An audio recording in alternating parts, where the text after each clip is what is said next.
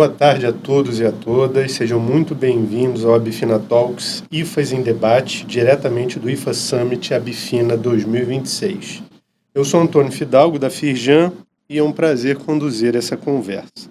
O tema de hoje trata de um dos pilares mais importantes para o futuro do sistema de saúde, o uso de grandes bases de dados e a geração de evidências para ampliar o acesso a medicamentos. Hoje não se trata mais de apenas de produzir dados, mas de transformá-los em evidência qualificada, capaz de orientar decisões regulatórias, políticas públicas e estratégias da indústria. A questão central é como transformar dados em decisão e a decisão em acesso. Para essa conversa, temos diferentes perspectivas complementares do ecossistema. Juliana Megide, da MS, trazendo a visão da indústria nacional e a sua interface com acesso e políticas públicas. Seja muito bem-vinda, Juliana. Andrei Freitas, presidente da Abifina, com uma visão institucional sobre o setor. E, finalmente, Leon França, também da Firjan, pesquisador-chefe do Instituto SESI, com uma visão institucional e também de multinacionais, trazendo uma visão global sobre o uso de dados e acesso a medicamentos.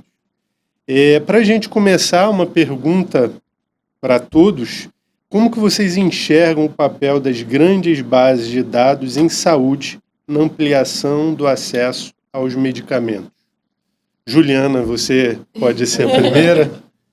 Bom, um prazer estar aqui, uma honra receber esse convite. Queria agradecer a confiança e queria começar, na verdade, falando que esse tema é um tema bem amplo. A gente pode trazer várias perspectivas, né? E a primeira coisa que eu queria começar falando é que a indústria farmacêutica, ela melhorou muito no quesito utilizar dados, né?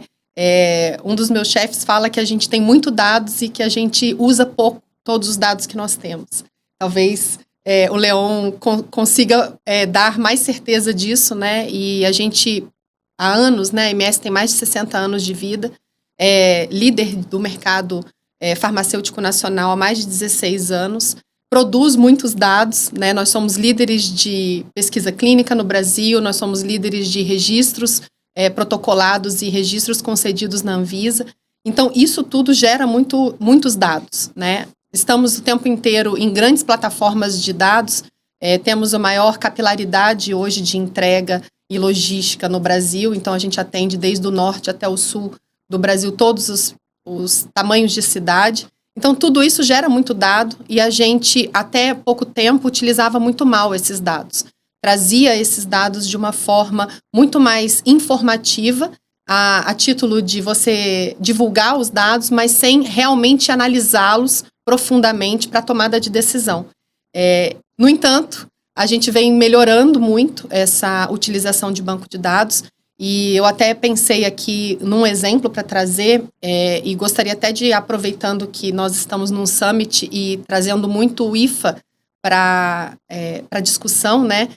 Um exemplo que nós tivemos muito latente durante a pandemia, que foi lockdown em países de muita expressividade do ponto de vista de fornecimento de IFA, onde a gente teve a Anvisa, por exemplo, podendo conceder trocas ou inserção de fabricantes de IFA no momento onde alguns países já não mandavam IFAs para o Brasil por motivos de ou preservar o seu mercado local e dar mais atenção ao medicamento que seria fabricado e comercializado localmente para a população local, ou simplesmente porque as barreiras se fecharam, os países se fecharam e não tinham mais como trazer IFA para o Brasil.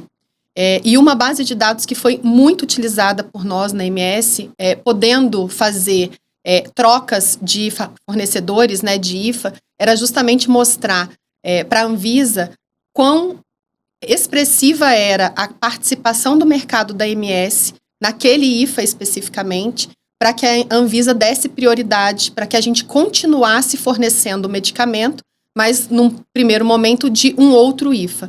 Então, utilizar esses dados e mostrar quão relevante a sua presença do ponto de vista de levar acesso para a população no momento onde o país estava parado, estava simplesmente todo mundo esperando um medicamento ou correndo para as farmácias para estocar medicamento em casa, você garantir de certa forma, uma tranquilidade para a população de que a maior indústria farmacêutica do país continuaria produzindo seus medicamentos e chegaria na população, só foi possível por causa da base de dados que nós usamos para mostrar a relevância e a porcentagem de mercado que era ocupada pela MS, pelas empresas do grupo, e ao mesmo tempo mostrar a relevância daquele medicamento, trazendo dados também para a Anvisa de consumo e de abastecimento daquele medicamento. Então, só para começar, eu acho que eu vou trazer esse exemplo e depois, no decorrer, a gente pode utilizar mais exemplos com outras bases de dados. Andrei? Bom, Fidalgo, obrigado. Obrigado por estar aqui. Obrigado, Juliana, por ter aceito o convite, Leon. Quando a gente pensa em base de dados, eu acho que a primeira coisa que me vem à mente é como a gente faz um certo conjunto de perguntas para entender que dados a gente precisa ter. A gente só percebe o quanto o conjunto de dados que a gente tem é funcional ou não quando a gente precisa ter certas respostas, a gente não tem a partir dos dados que a gente tem disponíveis. A partir desse momento a gente começa a fazer algumas perguntas do tipo, será que a regulação que está posta, que me obriga a apresentar um certo conjunto de dados, ela atende à necessidade efetiva de dados que eu tenho? Será que esses dados que estão sendo coletados, estão sendo armazenados, eles efetivamente cumprem o seu papel de, na hora que eu preciso dar certos tipos de resposta, eu sou capaz de fazer isso? Será que esse conjunto de dados está armazenado de uma maneira que me dê uma visão, uma perspectiva histórica a respeito de um certo tema e me permita fazer inferências para o futuro? Será que ele tem uma comparabilidade com a forma como outros países fazem esse tipo de armazenamento também, para eu poder comparar a minha situação, a minha realidade com a de outros países? Todas essas perguntas elas vão te dando uma série de recortes possíveis, porque na verdade, quando a gente está falando de dados, para esse setor de saúde especificamente, a gente está falando de muitas coisas.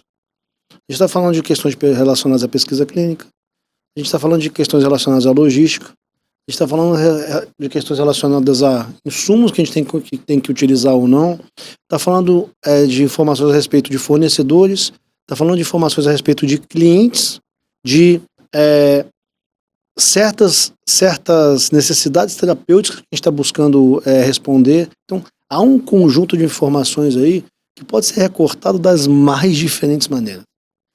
Se a gente não tiver uma clareza sobre para que a gente quer certas informações, a gente vai ter, como tem, não só nesse segmento, mas em diversos outros, um amontoado de dados que, quando a gente precisa, na verdade, eles não respondem o que a gente precisa.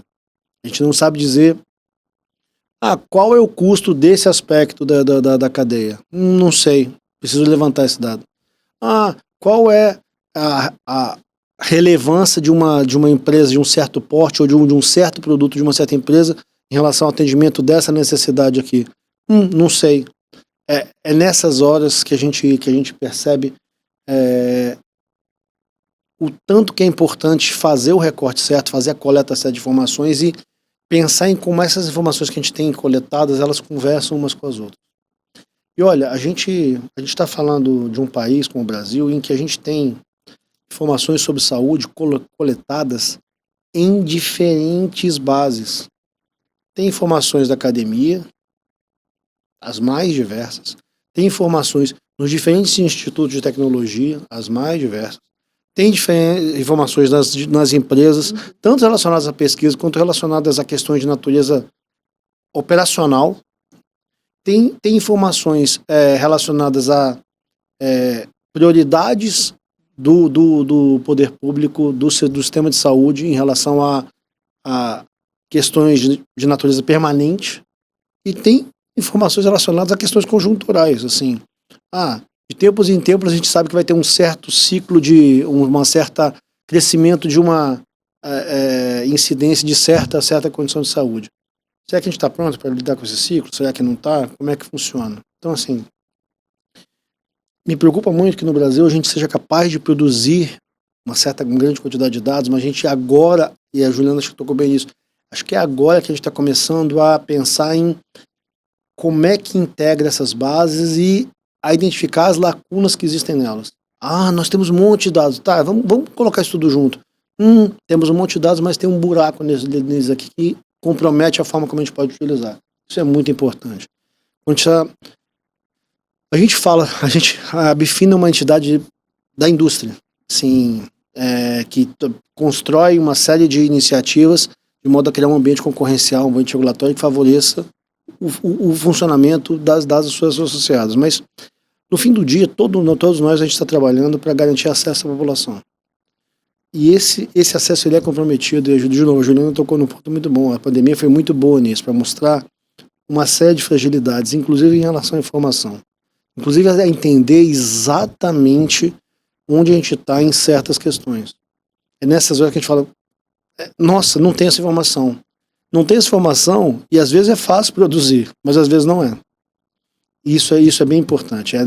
É pensar sobre as informações que são necessárias, é um passo importante desse processo de construir uma base de dados que te apoia a tomada de decisão.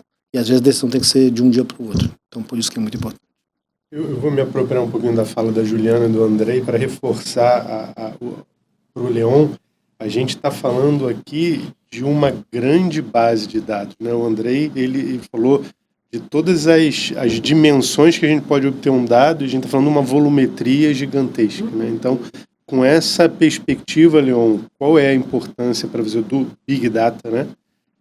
Em relação ao acesso aos medicamentos? Hoje dizem que dado é o novo petróleo, né? E aí eu vou ter que usar da fala da Juliana e do Andrei, porque os dois tocaram um ponto muito importante desse tema.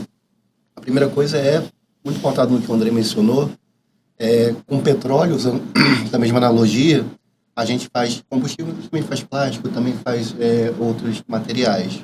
Os dados, a gente pode usar dados de cliente, como você mencionou, pode usar dados de logística, que é uma coisa que é pouco explorada aqui no Brasil, dados clínicos, dados de assim por diante. Mas um ponto que a Juliana trouxe para a gente trazer é que, mais uma vez, da mesma analogia, a gente está no pré-sal, e se está em cima do pré-sal nesses dados brasileiros, a gente não está utilizando ainda. E aí o desafio por que a gente não está utilizando esse dado? Assim, é porque a gente não tem acesso? É porque é um dado que não é manipulável, é um dado que é interoperável? E assim, com base na experiência que eu tenho tido aqui com dados nesses últimos 6 anos trabalhando com a indústria, é um misto, tá? A primeira barreira que a gente vê é que são dados que a gente chama de silados ou setorizados.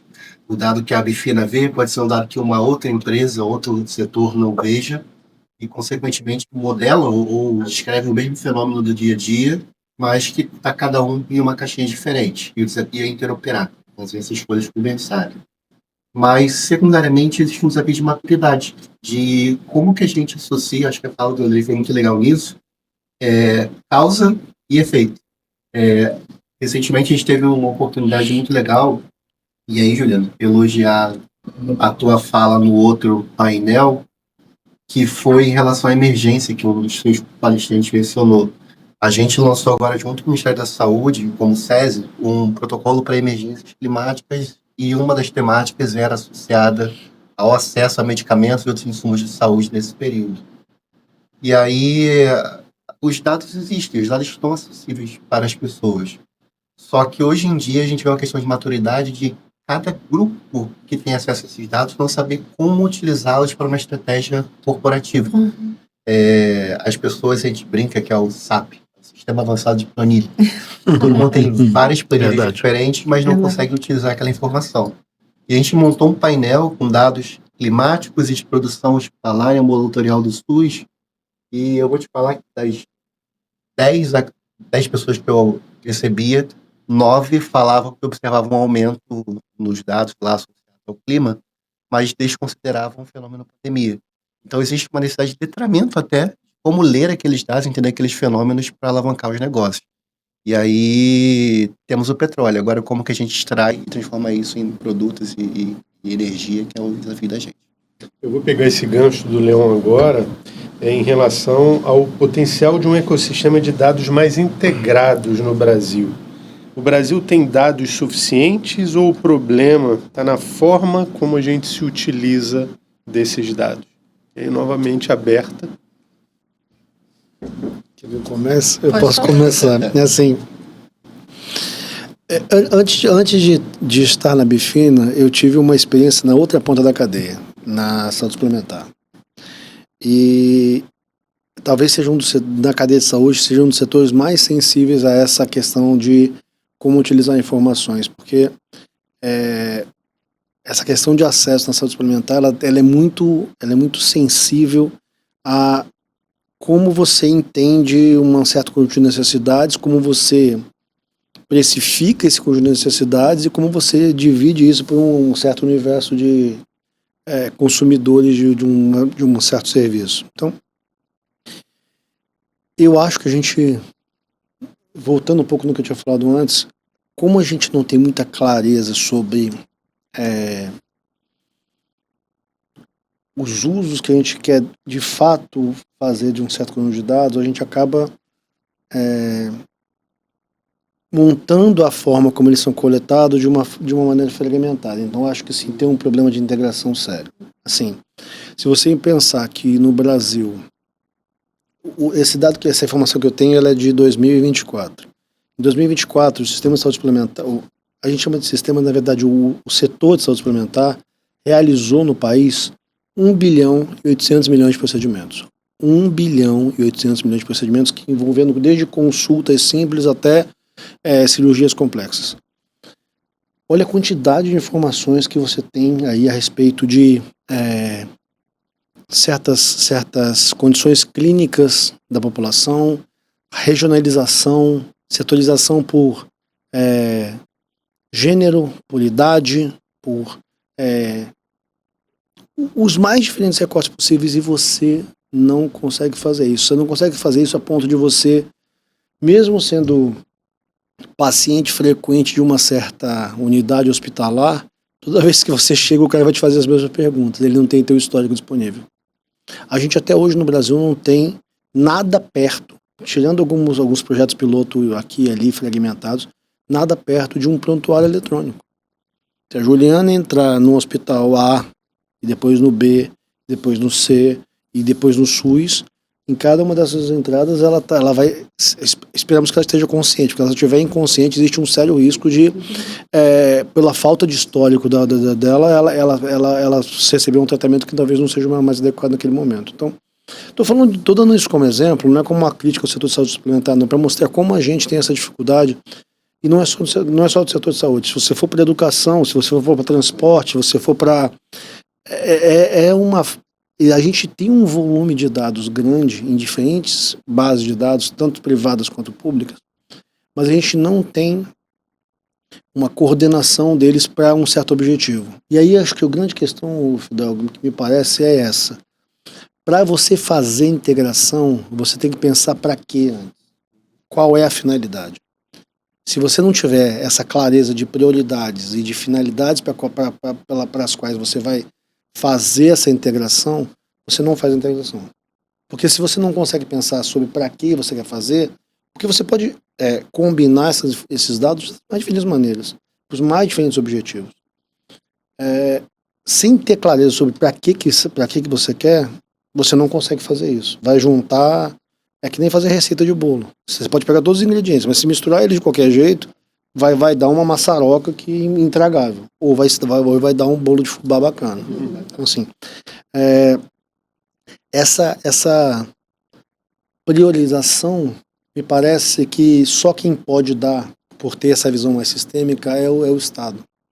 Por isso que eu acredito que, se a gente está falando de fato em fazer uma integração de bases de dados, ainda que envolva bases de dados privados, a identificação de prioridades, a identificação de finalidades vem de uma política pública. Eu tenho uma política pública que tem uma intenção específica definida, combinada com todas as partes, e para isso a gente reúne dados de diferentes maneiras. Assim, me parece que você consegue direcionar esse esforço, direcionar esse conjunto de informações que tem para construir algo positivo, para construir algo que te permite dar o salto seguinte. Assim, isso, assim, acho que você consegue ver isso numa empresa como a MS também. A MS, ela é aliás, no grupo, né? Porque tem um grupo, ele tem uma série de empresas com diferentes tamanhos dentro, com diferentes segmentos nichados, às vezes. Se você não tiver clareza no grupo, de, meu amigo, para onde eu quero ir? Eu quero ir para cá. Rapidamente, um conjunto muito grande de empresas dentro pode fazer o grupo simplesmente se esfacelar, porque cada uma puxa para um lado e o negócio vem o sucesso empresarial de um grupo grande como o MNC também, que tem MS nele, é também isso, eu tenho uma clareza de propósito, tenho uma clareza de finalidade e prioridade, olha falando pela Juliana, né? Uma clareza de finalidade, e em função disso eu consigo direcionar uma série de esforços, inclusive de coleta e de utilização de dados para uma finalidade específica. Se eu não tenho essa clareza, se eu não tenho esse direcionamento sistêmico, uma visão maior do todo, vai ficar fragmentado. A gente tem muito disso. Meu primeiro... Falo pra caramba, né? Meu primeiro emprego no setor público foi no Ministério da Educação, no INEP. Na época que o INEP começou a utilizar o censo escolar como base de informações para fazer todos os programas de financiamento de educação que você tinha no Brasil. Depois de um certo conjunto de anos, você tinha um volume de dados muito grande. E você me perguntava, por que a gente não pega esses dados e faz um acordo com as universidades federais, estaduais, para pesquisadores utilizarem? Eu falei, gente, pode fazer isso fácil. A gente precisa saber para quê. Se você não consegue dizer para que você quer fazer isso, você vai fazer um recorte qualquer, que pode ter uma finalidade muito bacana para uma tese de mestrado ou de doutorado, mas que Não vira política, né? não vira política. Política exige essa definição de propósito primeiro, de finalidade. Mas é assim, eu vou falar que não vou discordar por educação, mas discordar em parte. Concordo que tem que ter uma visão de todo e uma priorização. Isso é uma coisa que realmente falta, assim. Eu acho que já tive exemplos de empresas que te dão, como eu falei, o SAP faz qualquer coisa aí e vamos torcer que dê bom, ou um bolo de fubá, como você brincou. Mas acho que no final do dia a gente quer fazer mais com menos ou mesmo, né? Então, assim, a gente tem, obviamente, nossos processos industriais, a gente tem um mercado que é limitado, não dá para vender todos os medicamentos para todo mundo o tempo todo, sempre. A indústria de medicamentos, em particular, tem uma particularidade que o nosso desejo é saúde. Então, a gente quer vender menos do que a gente faz, né? Se as pessoas se tratam, a gente evita vender o produto que a gente vende no final.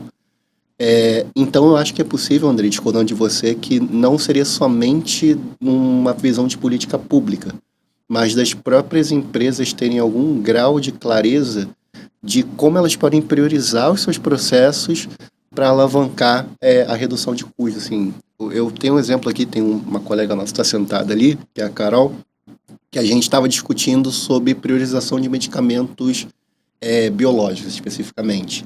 E assim, é um custo enorme para o sistema de saúde, porque são caros, é um custo de produção muito elevado. E aí a pergunta dentre milhares de moléculas, qual priorizar?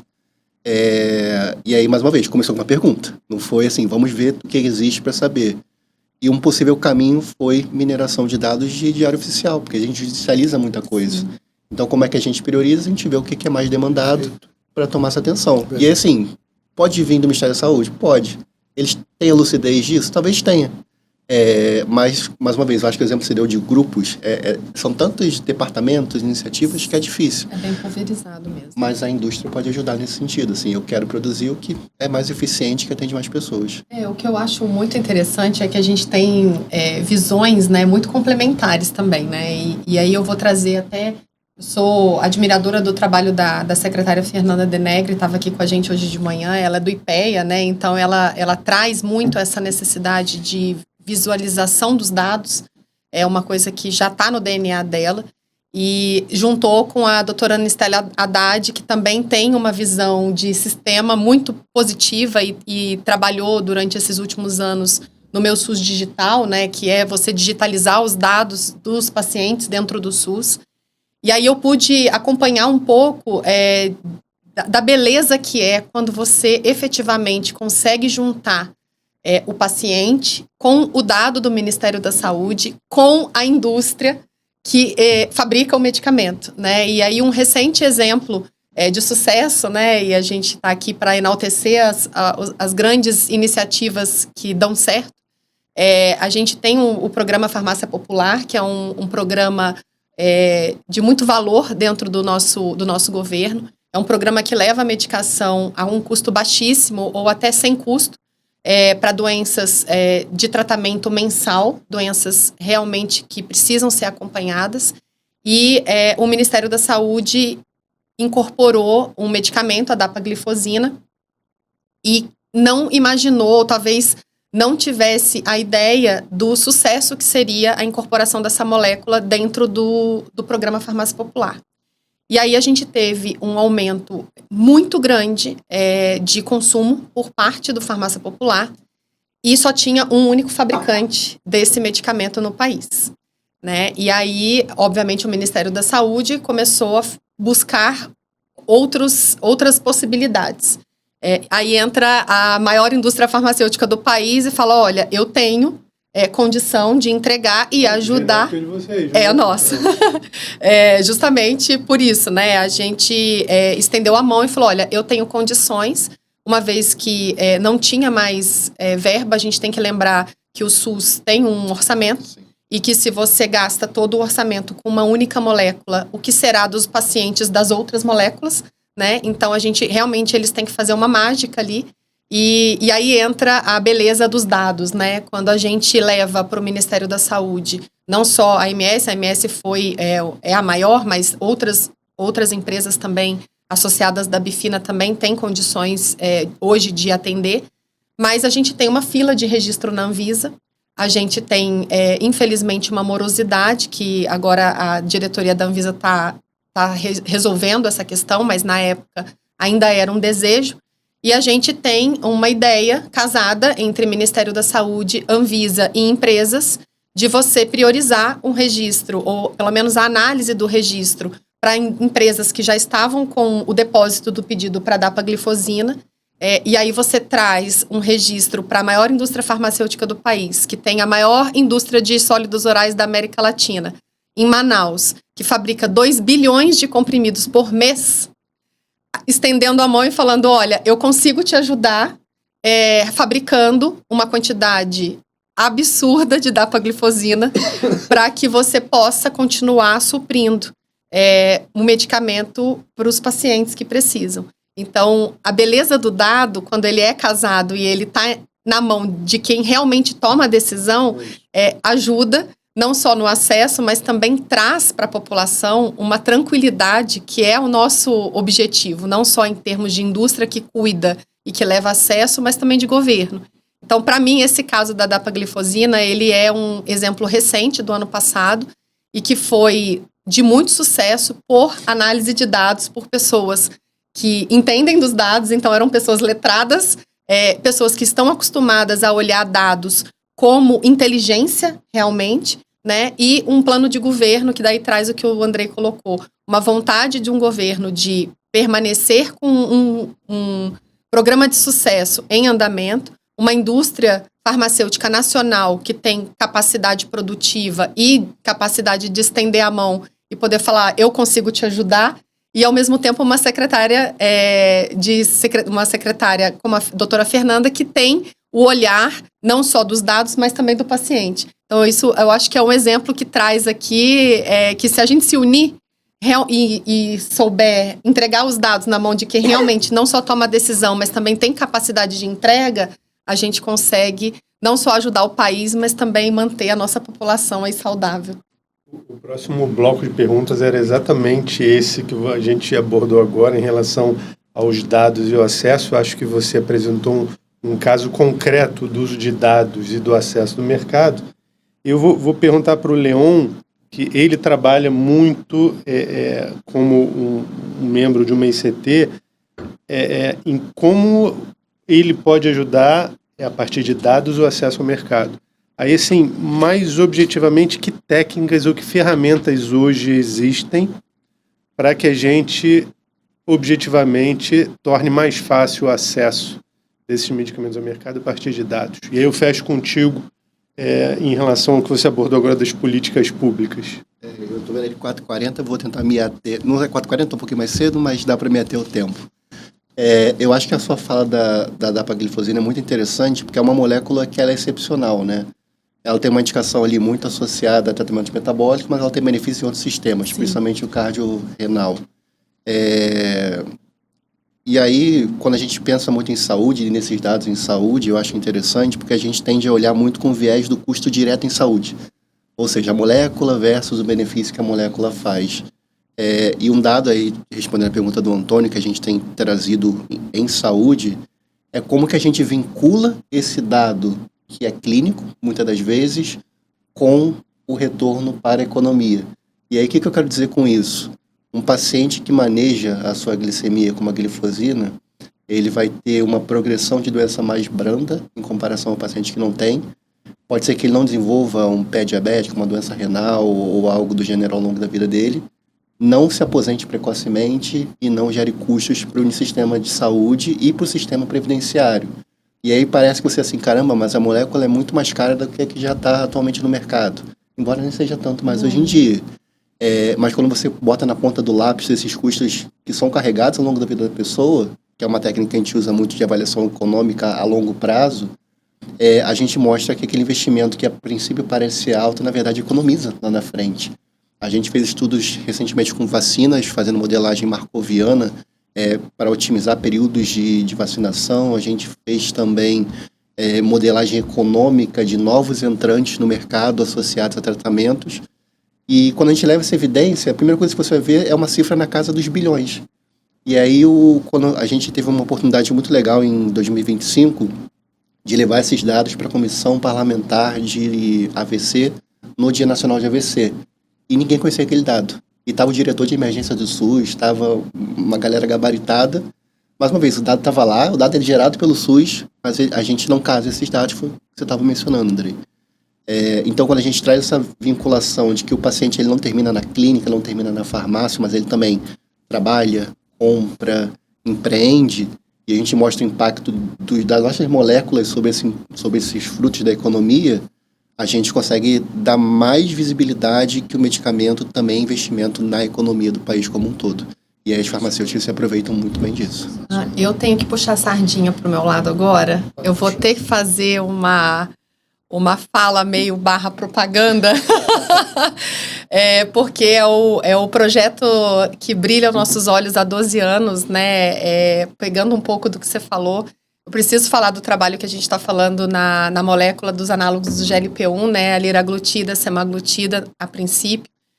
A AMS trabalha há 12 anos, né? Vai para 13 anos agora, no desenvolvimento de uma plataforma de polipeptídeos, né? E foi realmente uma aposta, né, do nosso acionista 15 anos atrás, de buscar uma tecnologia diferente para uma molécula que já existia, que era biológica, né, que era a liraglutida e a semaglutida, para tratamento inicialmente da diabetes, e depois veio a inclusão do tratamento para obesidade, que hoje é mais conhecido, né, é muito mais divulgado. Mas a liraglutida, por exemplo, o ano passado ela foi colocada como padrão ouro de tratamento para diabetes pela OMS, e esse dado, infelizmente, é muito pouco divulgado, porque hoje a população está olhando mais o emagrecimento, e aqui fica, né, o nosso apelo para as pessoas terem cuidado com o uso indiscriminado, não só do medicamento, mas também da origem do medicamento. Né, a gente precisa lembrar que os medicamentos todos que são comercializados no Brasil, eles têm o crivo da nossa agência reguladora, da Anvisa. É uma preocupação muito grande, não só com as instalações onde são fabricadas o medicamento, mas com a segurança, eficácia e a qualidade do medicamento. E a AMS hoje é a única indústria brasileira que fabrica com tecnologia nacional, fabrica com operadores brasileiros, numa fábrica que é localizada em Hortolândia, no interior de São Paulo, com dinheiro nacional, né, investimento nacional, tecnologia nacional, mas que está olhando o tratamento a longo prazo. Esse ainda Leon, um mercado que a gente não conhece o dado. A gente tem ideia, porém é um mercado que ainda falta muito dado. Quando a gente acha que a gente está falando de um mercado de X bilhões de dólares, ele vai e exponencialmente aumenta. Então é um mercado ainda que a gente está olhando com bastante cuidado, mas é inegável a condição de tratamento que a gente consegue colocar para esse paciente a longo prazo. Então, hoje, o custo dele ficou, ainda é um custo alto por causa da tecnologia e por conta, inclusive, do device, né, da caneta. A caneta é um aparato tecnológico do processo. E aí, por isso fica a preocupação de como fazer uso do medicamento sem o uso da caneta, né, que faz parte do desenvolvimento do produto, mas, ao mesmo tempo, olhando o que antes a gente tinha de opção. Antes, o que você tinha para um paciente que está na fila da bariátrica, um obeso grau 3 para cima, era simplesmente a cirurgia. E o que você coloca no custo, e esses dados, eles são dados muito importantes e muito ricos, inclusive para tomadas de decisão pública, do que esse paciente tinha de custo para o Sistema Único de Saúde, não só prévia da cirurgia, mas pós-cirurgia, é infinitamente mais alto do que o custo do tratamento. E o tratamento, ele está aí, em breve esperamos, né, que a MS seja também a primeira empresa a ter o registro da semaglutida, que da liraglutida nós já estamos comercializando, mas quanto mais empresas tiverem e quanto mais acesso a população tiver, a gente vai poder construir mais dados, mas acima de tudo, ter a certeza de que o paciente vai ter um cuidado, ele vai voltar para o mercado de trabalho. Quando ele estava afastado por motivo de obesidade, a obesidade ela é uma doença muito séria, que acarreta diversas outras enfermidades, então pressão alta, a própria diabetes, mas também colesterol, e a depressão. A gente não pode esquecer que os pacientes, eles tendem a uma depressão muito grande, onde eles param de dar frutos, param de trabalhar, eles param de participar do dia a dia da família, e isso tudo não tem preço. Quando você consegue resgatar um paciente desse e colocar um paciente desse em tratamento, é o tipo de dado que vale qualquer estudo, né? Então, eu não tinha como não falar desse projeto. Esse projeto é um projeto nosso projeto realmente que brilha os nossos olhos, mas acima de tudo porque a gente tem certeza absoluta que a gente vai levar acesso com essa nova medicação para a população e vai poder ter dados mais fiéis do que é essa enfermidade no nosso país. A gente está caminhando para o final. Deixa eu só fazer um comentário rápido sobre isso aqui. Vou pegar esse mesmo caso para falar dessa questão de dados de política pública, que é o que você tinha me pedido. A gente teve, tanto no caso da liraglutida quanto no caso da semaglutida, uma discussão muito, vamos chamar de pujante, a respeito de prazo de duração de patentes. Isso foi muito importante. Sim, sobre estende ou não estende, mantém ou não mantém, lança ou não lança, e eu queria mostrar como é que a questão de uso dos dados impacta sobre isso.